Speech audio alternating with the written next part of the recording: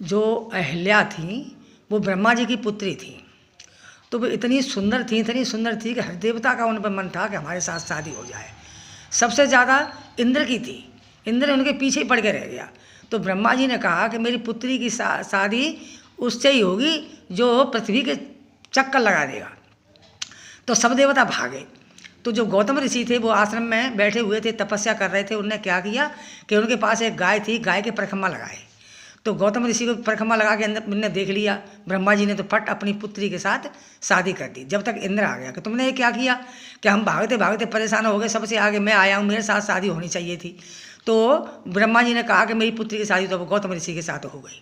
तो इंद्र ने कसम खाई कि इसको मैं एक दिन पाके छोड़ूंगा। उसी का बदला उसने पटाया था कि आगे एक दिन जब गौतम ऋषि हनाने के लिए चले गए तो इंद्र ने आके वो अहिल्या के साथ छल किया। धोखे से उसे पाना चाहा लेकिन उसने हाथ नहीं लगाना चाहा। तो भगवान ने जब लौट के गंगा जी मैया ने कहा कि हे बेटे तू नहाने के लिए आया है। गौतम ऋषि से कहा गंगा मैया ने कि तू नहाने के लिए आया, तेरे घर में छल हो गया। तो वो आए तो जाके इंद्र को श्राप दे दिया कि तू जा, हमेशा तो तेरे चेहरे पे धब्बे रहेंगे। और अहिल्या से कहा कि तेरा दोष कोई नहीं है, मुझे पता है तेने कुछ नहीं किया, लेकिन तुझे मैं पत्थर की बनाता हूँ।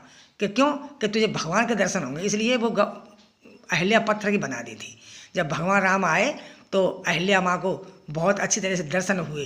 तब अहिल्या माँ ने कहा कि आज मेरी इच्छा पूरी हो गई। लेकिन गौतम ऋषि को पता था कि मेरी पत्नी पाप में नहीं, ना मेरी पत्नी ने कोई पाप किया, कि वो छल करने आया था, साला छल करके ही चला गया लेकिन कुछ कर नहीं पाया। इसलिए गौतम बड़े खुश थे। तो गौतम ने अजान पूछ के उन्हें पत्थर का बनाया था, जिसे राम के दर्शन हो और इनके साथ मुझे भी हो। वो तपस्या पे बैठ गए, वो पत्थर की बनेंगी। जब राम आए तो दोनों का कल्याण हुआ।